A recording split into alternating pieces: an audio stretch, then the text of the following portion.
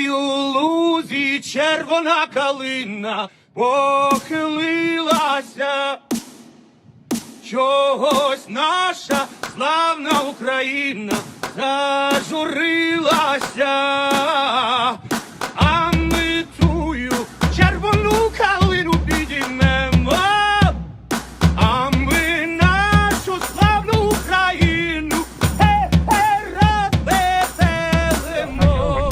Хакер, братан, що, прибіла? І червона калина похилилася, чогось наша славна Україна зажурилася, а ми тую червону калину підіймемо, То, что у вас называют а-ля а Азовом. ми Третья нашу окрема славну бригада. Україну Вам говорят, что вы Азов.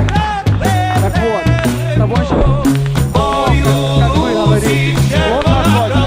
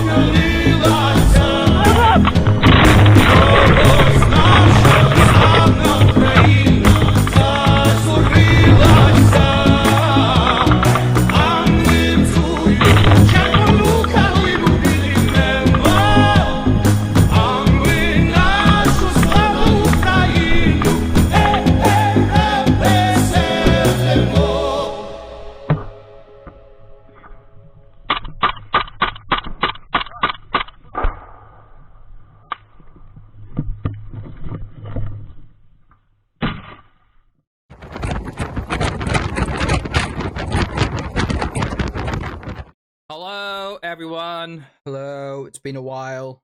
First stream, proper stream since the shenanigans with YouTube, but we are back. We are so back, and we are back because things are happening after months of sluggish, kind of boring stuff, waiting for big stuff to happen since the Orchestra broke into Bakhmut. Things are happening, things are starting to pick up, and that is what we are going to be discussing today. So, let's see this is going to be a map stream. If you're watching this, I'm assuming most of you are aware, because you're probably autistic like me in regards to this stuff, that interesting things are happening. There are shenanigans afoot. We are going to be looking at maps, as we always do in these streams. And we are going to be discussing what has happened the past couple days. Because, chat, as I'm sure you are all aware, the Ukrainians have gone onto the attack. I should stress, this seems to be so far a tactical operation, tactical efforts. This does not appear to be the grand spring slash summer offensive that we have all been living and waiting for in months. But it is no less significant because it adds into a bunch of other stuff that the Ukrainians have done over the past couple weeks that very much look like the prelude and shaping operations to their long expected grand offensive.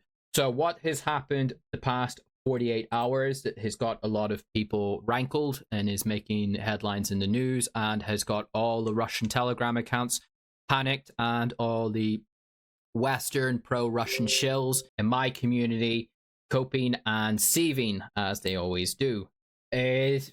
I'm sure everyone is aware that the big story for the past couple months is the situation around Bakhmut, the crucial or not, depending on your point of view, city in the Donbass that the Russians, particularly the Orchestra, have been concerting their efforts towards for the past few months. So, around about a week and a half ago, the bald conductor man, I'm sure we all know who we talk about because of the recent shenanigans with YouTube. I don't think I can really refer to the organization or this individual in the way that I would like to, but I'm sure most of you fine and lovely people know who I am referring to whenever I talk about the musicians and the conductor man. The musicians and the conductor man have been focused on the battle around Bakhmut. For the past couple months, they have slowly but surely grinded their way through to take the vast majority of the city.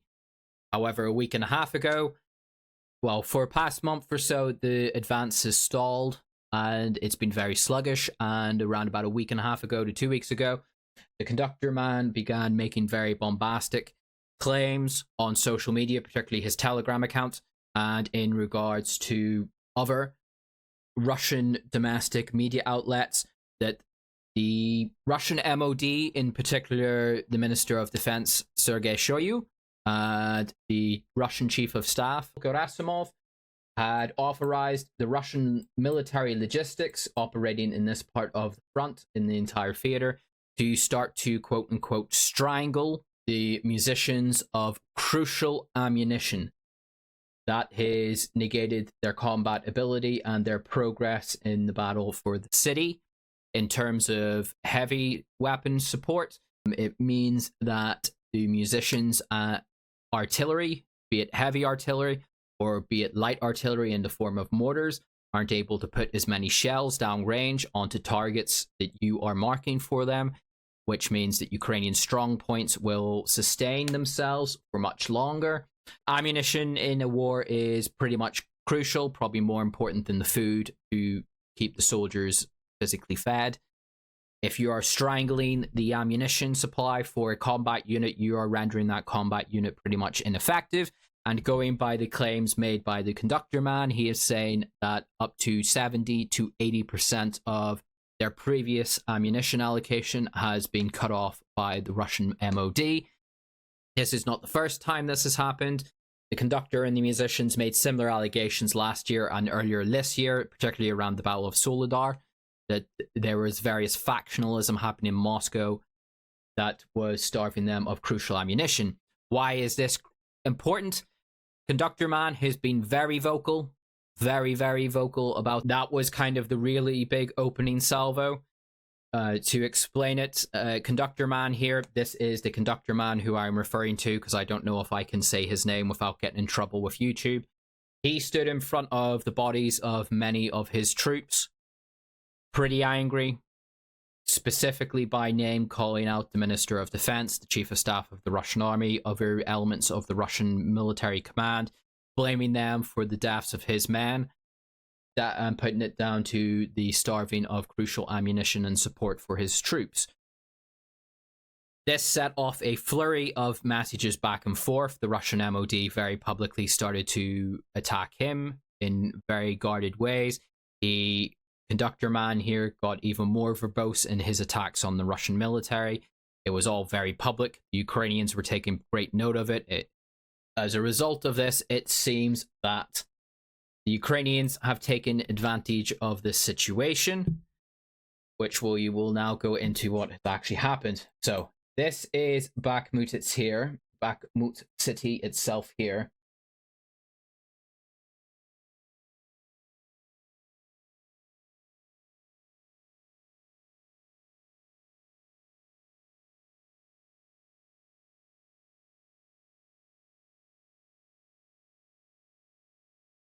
This is the city of Bakhmut here. This is the corridor. This is Chasiv Yar. This is where the Ukrainian strong point that's feeding troops and material into the Ukrainian effort in Bakhmut is coming from. This is the previous corridor which the musicians and the Russian military were unable to fully close. And this area here is what the Ukrainians' toehold in the city has been whittled down to. The city itself is where the musicians have committed most of their effort. This is where the professional musicians are operating. This is where a lot of the legion, the penal legions, the penal troops that the musicians brought into their ranks were fighting. The flanks, which are of crucial importance for what we're going to talk about, to the north and the south of the city. This is the sort of pincer that the musicians and the Russian military were starting to form to potentially encircle the city, but they never effected that. These are held by some of the penal musicians, some mobilized Russian military units, and I believe there are some elements of DNR and LNR militias. But from what I have gathered is they are not crack troops. These are very much second-rate units. So while this very public feud between the conductor man and the Russian MOD was going on, conductor man thought it would be very wise of himself to say that his men will leave Bakhmut by May 10th. That is the day after Victory Day. Victory Day, for people who are not aware, but I'm sure most of you are. Victory Day is the Soviets' victory over Nazi Germany. That is when they celebrate their victory in that war, in the Great Patriotic War, on May 9th. So the musicians pledged to hold the city to May 9th. Then there was some discussion that they would pull out on May 10th and they would effectively abandon the city. But then the Chechens stood up and said, no, we'll take your positions. And then a whole bunch of Byzantine, completely indecipherable stuff happened within the ever factionalist nature that is Russian politics and the Russian military. The musicians decided, no, we're going to stay in the city now. It seems that there was a promise made that they will start to get their ammunition allocation. Everyone was happy. And then the weather seemed to have aligned, and the Ukrainian mechanized and armored units began a counterattack onto the southern and northern flanks of the Bakhmut salient. Particularly of note, the first blow came here in the south, in this pocket here. This was an area that was held by a Russian, I believe it was a mobilized unit, the 72nd Independent Rifled Brigade, I believe it was. They pulled back without orders because they had not had ammunition. It appears that the local commander in charge decided that his troops, because they were out of supply, were completely combat ineffective and unilaterally withdrew from this section of the front. The Ukrainians very quickly picked up on this. This happened about 48 hours ago, around about late in the evening of May 10th into the morning of May 11th. A Ukrainian mechanized unit attacked in this area, and I believe this is a space of a few hundred meters is what they've been pushed back to. This has sort of ruptured a whole, well, not ruptured, but has shaken the entire Russian southern line. There's been heavy fighting in this area. The Russians seem to have bolstered their positions here on the southern front from what I see as of this evening. But whenever the Ukrainians were able to push back the Russian effort on the southern flank, in part in various areas, they then opened up their attack on the northern front, which has made a lot more significant progress. This is where a Ukrainian tank unit, I believe it is around a tank battalion, and a infantry brigade began offensive action onto the musician and Russian overwatch position to the north of the city.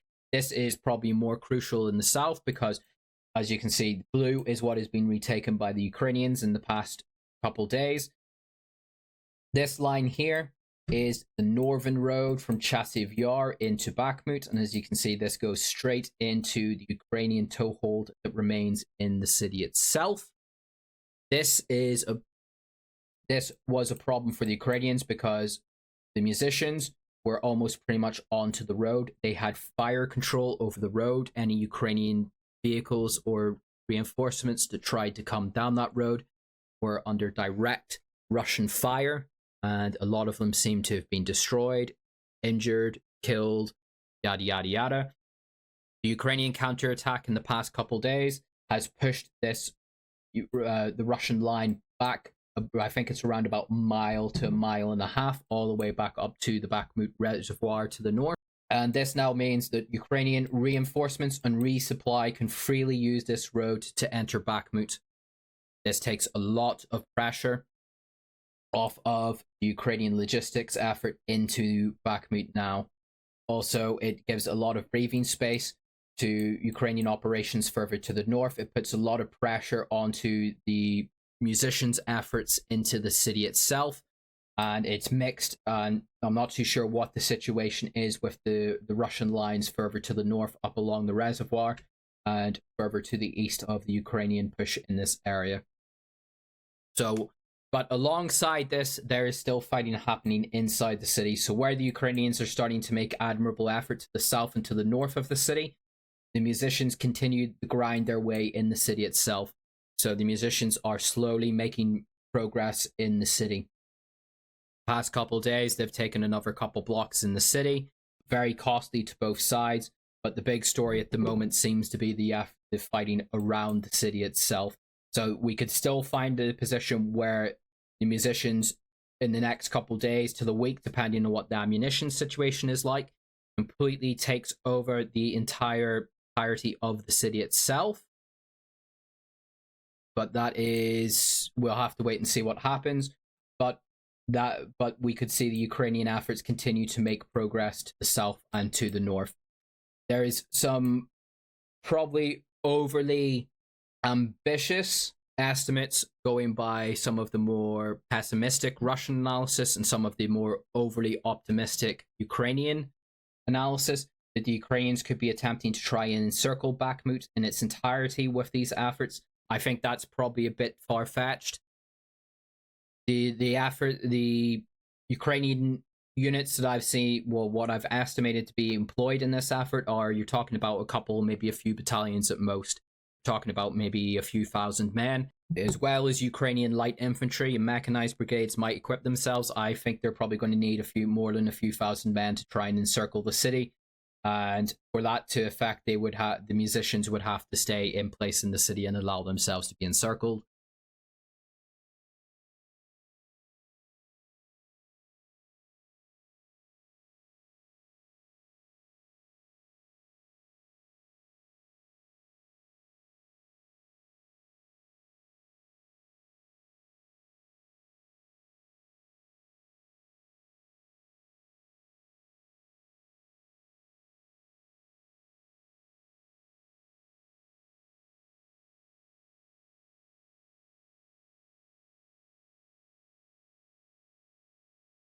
Again, must stress, this is not the offensive. I've not seen evidence that the men and the numbers of men involved seem to be far too small for this to be the offensive.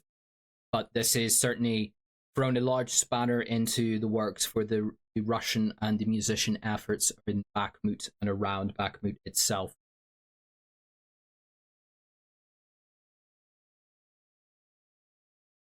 Conductor Man is being very vocal about what's happening in the city. He's put out quite a lot of statements over the past 24 hours. Very strong criticism of the Russian MOD. This is filtered down to the other musician-aligned Telegram groups, where they are becoming increasingly critical, angry, and hostile to the Russian MOD and the Russian army, and the antics that are going in Moscow. To such an extent, the conductor seems to have made another ultimatum suggesting that unless the Russian MOD, and particularly Shoigu, the Minister of Defense, takes immediate action and starts to rectify the situation, is that he might just completely withdraw his men from the city itself. He's put out a number of messages suggesting that unless there is drastic action taken, is that the Russian effort in Bakhmut might be completely squandered and the Ukrainians might take the city again, which would be extremely humiliating for Moscow, and not particularly be a very good sign for Russian progress in the war. So that is the situation around Bakhmut. I'm doing it very fast. There is heavy fighting going on in the northern flank as of this evening. with suggestion that there are more Ukrainian reserves being pressed out of Chasiv Yar to reinforce the Ukrainian efforts in the north of the city. This counterattack has been sort of talked up for months now. Second in command of the Russian Ukrainian military suggested that there might be some kind of counterattack around about 3 weeks ago. In many ways, I'm kind of wondering why. Was it intentional on the Russian military's part of view to just undermine the flanks of the musician effort in Bakhmut? Was it just logistics problems? Was it that ever-present Russian incompetence? Who knows? But nonetheless, the effect is the same. Russian efforts in Bakhmut are currently in fight for the city is still very much up in the air. Whereas about a week ago, I would have said that it seemed inevitable before the Russians and the musicians completely take the entirety of the city. That is now up in the air. It is an open book. So just a quick rehash. Ukrainian counterattack to the north and the south of the city has made some ground, particularly in the north. However, in the city itself, the musicians continue to slowly but surely gain more ground. That is the short and quick of the situation around Bakhmut. And Ukrainian resupply and reinforcement into the city has been significantly relieved of the pressure that it was under. This leans into a number of other things that are happening, because here in Zaporizhzhia, there was also another Ukrainian attack, much smaller in scale, to the southeast of Velika Novosilka. Ukrainian troops crossed the Shatanka, I believe this is, the Shatanka River. I'm not too sure if it's showing up too much here, but this map does display that there is a river and a stream here. Ukrainian troops are reported to have been able to ford across that river and established a bridgehead on the Russian side on the Zaporizhzhia front. There's sporadic skirmishes and fighting that are happening along this area, but it is not the prelude, from what I can see, to any significant amount of action so far. But what this could be, kind of what happened, if people can cast their mind all the way back to what happened in the Kherson offensive, where Ukrainian troops were able to claim a bridgehead across the, I've forgotten the name of this river. It's been so long, I've forgotten the name of it. But this river here, Ukrainians were able to ford get a bridgehead across that river. The Russians were never able to destroy it, and the Ukrainians slowly used that bridgehead to expand their operations into Kherson. This could be the prelude to such an operation on the Zaporizhzhia front. This area is between Volhedar and Helelopol, where the Russians seem to be expecting the Ukrainian counteroffensive to become further towards Vasilivka, with the idea that it might push towards Tomak. That is kind of what the Russian expectation is for the Ukrainian counteroffensive. To that effort, there are 18 villages and towns, including Erindohar, Vasilivka, Tomak, and a bunch of other positions along the Zaporizhzhia front, that the Russians have begun the wholesale evacuation of the civil population. Alongside that, the massive expansion of Russian defensive networks in the area. Just to go into what the Russian ambitions in this area seems to be, my Telegram would come up. There is a post a couple days ago that I made to outline what Russian... These are some satellite images and superimposed maps displaying Russian defensive positions on the Zaporizhzhia front. I don't know if you can make it out too much on this map, but this is a satellite image outlining Russian trench networks up on the Zaporizhzhia front. This is a map superimposed of elevation and other Russian defensive networks that have been built along the Zaporizhzhia front. And the key thing to take away from these maps is that this is a typical Russian defense in depth system that they're going for. Just to give you a quick outline, this map's probably the best to show it. So in kind of mechanized maneuver warfare and generally modern warfare, and especially since the Second World War, Soviet and post-Soviet armies operate around the concept of deep battle, defense in depth, elements such as that. What is defense in depth? Defense in depth is where you have numerous lines of defenses that the enemy will, in theory, slowly expand their combat power and their energy trying to get through one line.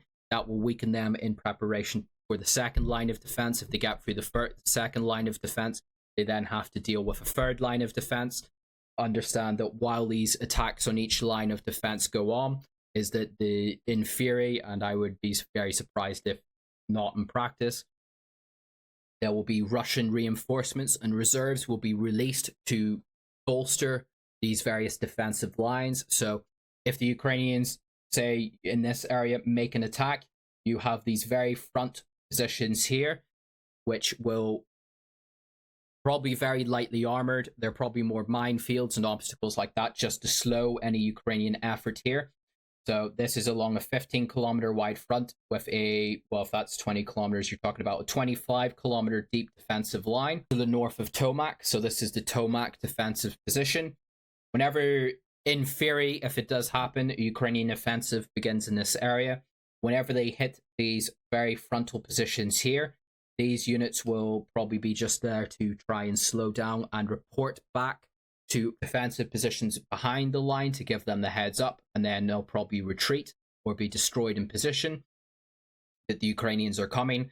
Then potentially that is whenever the Russians will start to release reserves up to this front, first kind of main defensive position, this front line here.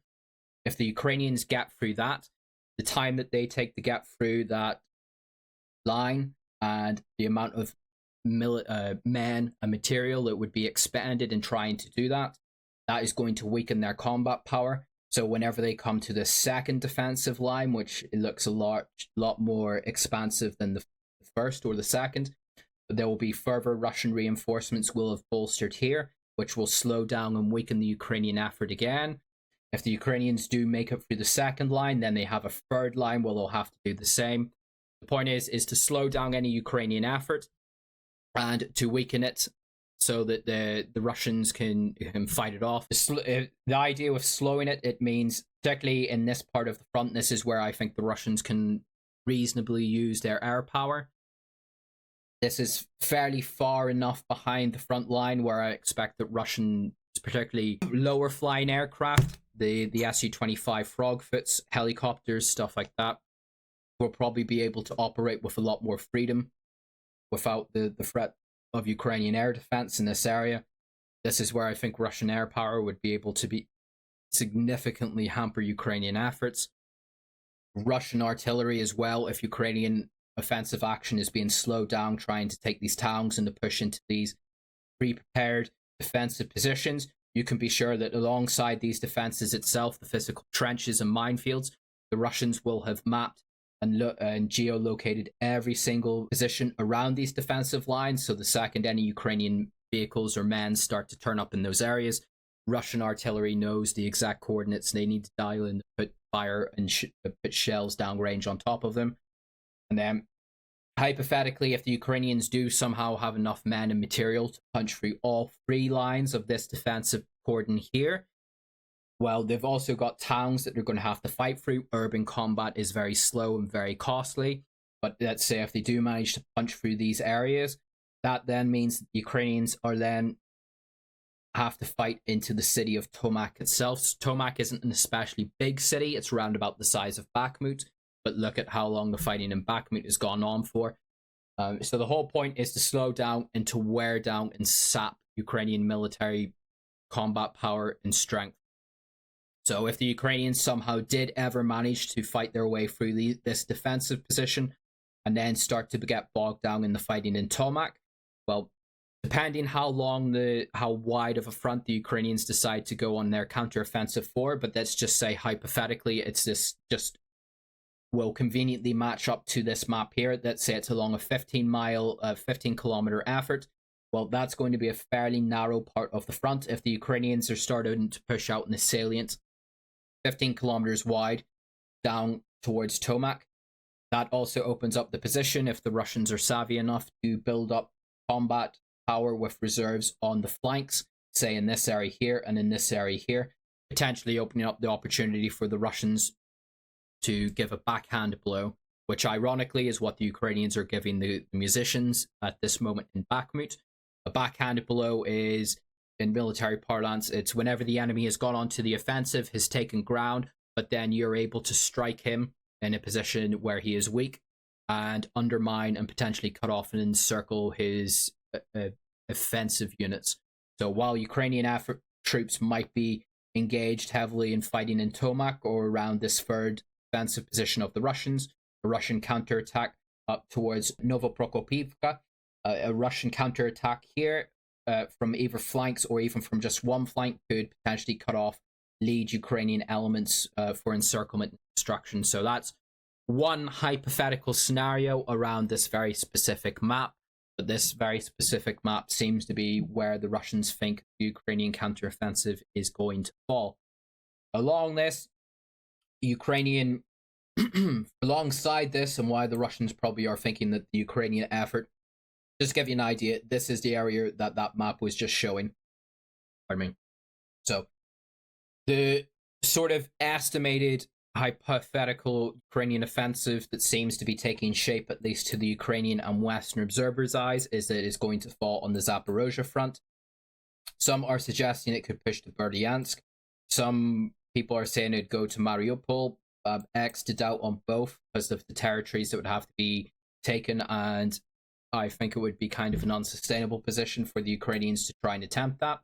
So the kind of default position that people are taking is that the Ukrainian effort will probably come down towards Tomak, hence why the Russians have put up their defensive lines here, because Tomak is kind of the doorway, it is the key that opens up the rest of Kherson, potentially the road to Crimea, but crucially the city of Melitopol. The Ukrainians did somehow, and I think it's unlikely, but never underestimate Russian incompetence, but I do think it's unlikely that the Ukrainians could affect this. I think it's probably overly ambitious considering what we've come to expect from offensives in this war. Kharkov is the exception to this.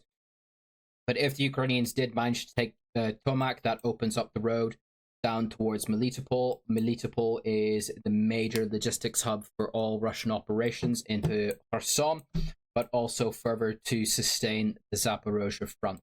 So this kind of seems to be the place where the Ukrainians are particularly keen, or are estimated to be particularly keen in making their push and their efforts towards Tomak, Melitopol, and then hypothetically Crimea, going by what Ukrainian government officials are saying. But just because the Ukrainians are saying that doesn't make it true. But there has been an uptick in Ukrainian partisan activity, particularly around Melitopol. There's been a number of attempted assassinations on Russian civil and military administration figures. Railways along this area, particularly into Melitopol, down from Berdyansk, are under pretty much constant surveillance because they are being blown up on such a regular basis. Various bridges and other parts of crucial infrastructure for the Russians in this area are also being hit by Ukrainian HIMARS strikes, Ukrainian drones, or insurgent activity. So it does seem that the Ukrainians are preparing this area. The term is shaping the battlefield. It's a term I've used a couple of times. Whenever the Ukrainians kept shelling the Antonovsky Bridge during the Kherson offensive, that was part of shaping the battlefield. That is trying to put as much... Shaping the battlefield is where it is what the name suggests. You are trying to shape the battlefield before the battle commences. You try and pinprick enemy logistics. You try and map out the terrain. You try and estimate where enemy positions are, where their strong points are going to be. You try and undermine their morale. You try and undermine their logistics capability.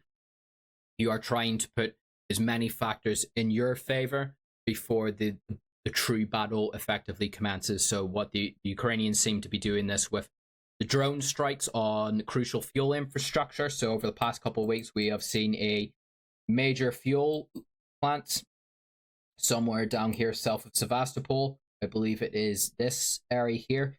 A major fuel storage position down here was hit by a Ukrainian drone. There was another one over in the Krasnodar area. I believe there was one up near Rostov and Don, and I believe there was also one as far south as Novorossiysk.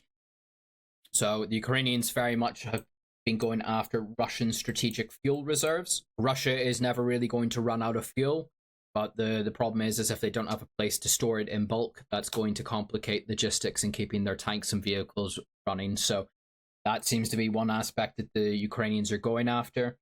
Also, something that's happened down here is there's been a lot of reports that Ukrainian troops have been crossing over from Kherson onto these sort of scattered swamp islands on the Russian side of the Dnieper River. These don't seem to be particularly large or particularly sustainable, but what they do by the Ukrainians putting troops on this side of the river, this is particularly swampland. It's kind of, if you imagine trying to fight in the swamp, not the best conditions for it. So the Russians, they just seem to be keeping troops to guard the area rather than going in after the Ukrainian troops here.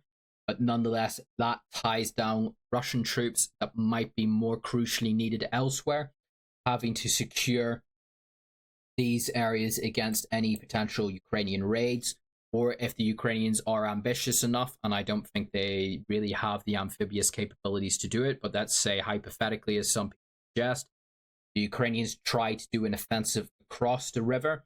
Well, if you Russians don't have enough troops here to dissuade that, maybe that might have some legs. So Ukrainian raiders are coming out of this area. You also have ever-present Ukrainian drone strikes coming out of the Kherson area and Ukrainian artillery taking pot shots at any targets of opportunity on the Russian side of the Dnieper across from Kherson. Also, another thing that was of note was there was reports, particularly from pro-Russian outlets, that there's been a buildup of Ukrainian troops in Kherson itself, which is kind of bolstering the idea that the Ukrainians might try something a bit more ambitious across the Dnieper, and that there is very strict civilian regime in the city, that civilians are not to film anything outside with their phones, cameras, or anything like that, that there is effectively radio silence mandated by martial law in Kherson towards the civilian population whenever it comes to troop deployments in the city. So maybe that's part of a psyop that the Ukrainians are doing to try and gaslight the Russians into deploying more troops on this part of the front than is otherwise needed, but that is the situation in Kherson. And that's kind of the situation on the Zaporizhzhia front in general. Alongside this as well is there is a big announcement the past couple of days that the British, my government in all its wisdom, has decided to supply the Ukrainians with the first long-range Western weapons system, Storm Shadow missile. Storm Shadow is a cruise missile that has a range between 200 to 300 kilometers. It's deployed by aircraft. Just because it was announced doesn't mean that it hasn't been in the country for a while, because the Ukrainians seemingly have used it today to hit a Russian logistics and repair center in Luhansk. This is the first strike of this kind in Luhansk in a long time. Luhansk is well behind the lines. It's out of range for Ukrainian HIMARS and conventional artillery. It's in range for things like drones, but generally the Luhansk hasn't been a target or been struck by any kind of Ukrainian munitions for a while. So it seems to be confirmed that this was a Storm Shadow strike on Luhansk. Why am I so hot about this? Well, the Storm Shadow, because of its range, means that all Russian operations within the de jure borders of Ukraine are now within range of Ukrainian munitions, including Crimea. The British government seems to be of the mindset that they have gotten guarantees from the Ukrainians that they will not fire this thing into the de jure, internationally recognized borders of the Russian Federation for numerous reasons, but that they have given the green light for the Ukrainians to use it. The post-2014 borders of Ukraine, including the Donbas republics, if the British are going to allow it to be used in Crimea, is a different story altogether. We'll have to wait and see. But nonetheless, any Russian logistics, supply bases, ammunition stockpiles along all of the Zaporizhzhia front into the Donbas are now within range of Ukrainian Storm Shadows, hypothetically. This means that the Russians, because one of the ways that the Ukrainians really damaged the Russians last year during the start of the Donbass offensive was they used HIMARS to hit Russian ammunition stockpiles and logistic bases. This caused the Russians to pull those back beyond the range of HIMARS. And if you think about it, if a HIMARS has a range of 80 kilometers, well, I doubt they're going to drive it right up to the front to fire it there. But let's say they deploy HIMARS 10 kilometers behind the line. That means that they were able to hit Russian logistics 70 kilometers behind the front line. It means that the Russians had to pull those back beyond 70 kilometers. It takes a while for ammunition and logistics and supplies to travel 70 kilometers down a road that's probably battle damaged. This slows things down for the Russians. This puts more strain on the logistics systems. Now that they have storm shadows and we have no idea how many have been supplied, so how sustainable it could be for the Ukrainians to go after every logistics position that they find is another question entirely, but nonetheless, this potentially complicates and could damage Russian logistics in and during the hypothetical Ukrainian counteroffensive whenever it comes. So with that, we now move further to the north, because there was some Russian Telegram channels, including Strelkov. I'm sure, as many of you know, I rely on Strelkov quite a lot because his insights always seem to have a fairly good grasp on the situation to them. There was reports that Ukrainian armored battalions and even brigades have been spotted operating around Kharkov. There's been a buildup of Ukrainian troops in the area, and Kots News was where I first seen the report, and then there was a suggestion from Strelkov as well that backed him up. There is some suggestion from Russian sources that the Ukrainians might be preparing for an offensive across the border. Very sketchy on this, because if the Ukrainian army is going to cross the border in an offensive action, that is a pretty big escalation. There have been various units, very small operations across the border, across the frontiers over the months in the past year, but they've always been small and they've never been looking to take ground. It's been more for propaganda efforts or sabotage or to hit very specific things. However, if you've got Ukrainian battalions, and what the allegation seems to be saying, it seems to be saying that the Ukrainians are going to cross the border and seize some border towns, or that the Ukrainians might actually be suicidally, I would imagine, because of the retaliation and the escalation. I would imagine, though, never underestimate the ability for the Russians to just take things and just not respond to them. But if there's an allegation that the Ukrainians might be insane enough to launch an offensive with the idea of potentially taking Belgorod itself. No idea about this. I am leaning very strongly, I tend to lean against the idea that this isn't happening because, again, it's one thing for the Ukrainians to do military operations within the internationally recognized borders of Ukraine. If Ukraine begins invading Russia itself, it kind of paints Ukraine in a different light internationally. Although not to the West. I imagine that Western countries will just accept Ukraine no matter what it does. But domestically in Russia, this would probably precipitate the overwhelming call for a overt declaration of war and a move to full Russian military mobilization.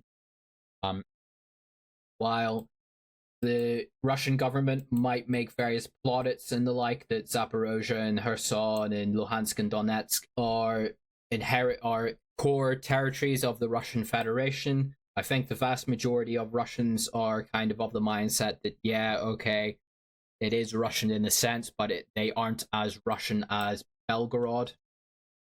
Whereas if the Ukrainians start attacking, like ground attacking into Belgorod, I think that's whenever a lot of Russians will start to seriously wake up to the idea that, yeah, this actually is an existential battle now. This isn't just trying to expand our borders or defend Russian speakers in a neighboring state. This is now the Ukrainians are coming to our country to wage war on us. The domestic argument for that would probably precipitate, like I say, the actions of the Russian government to issue a full declaration of war with the massive escalation, the mobilization, the employment of conscripts, everything that comes with that, alongside the international ramifications of that. But nonetheless, just pointed out, probably unlikely to happen, but that is, there is some scuttlebutt leaning towards that, particularly on pro-Russian Telegram groups, like I say, Kots News and Shelkov. Oh, good lord, my throat today. So with that, the Kharkov front, from my understanding, has been fairly static. Nothing particularly new here or there, although there was reports spike in this area. So over the past week, this area returned to Ukrainian control. Ukrainians launched a tactical effort in this area, pushed back the Russians a bit. I believe that there was fighting in the Vilshana area, but the situation remains clouded. This was a report that I seen around about 5 days ago, but I haven't heard anything else from the Kharkov front recently. So with that, there's a couple other things that I think I was meant to mention. Oh, yes. Avdiivka. The Russians are making more progress around Avdiivka. To the north, they've made some gains over the past week, but the most gains were around to the south as they tried to pressure Ukrainian positions in the city itself. This advance here, I believe, is around about 1.5 miles, going by the reports that I've seen from the Russians. So the Russians are slowly making progress around Avdiivka, but as this map is demonstrating, a small Ukrainian counterattack pushed them back just north of Donetsk airport. So an encirclement of the city remains elusive. It looks about as likely as an encirclement of Bakhmut has been. So that is the situation on Avdiivka, and those are the big main stories along the entirety of the front over the past maybe month or so, but particularly the past couple weeks. So big story around Bakhmut, potentially big stories to come on the Zaporizhzhia front. A lot of rumors and speculation up around Kharkov, and just a grinding progress around Avdiivka for the Russians, but otherwise elsewhere along the front, things seem fairly static, with the ever-present drone and artillery attacks by each side on each other.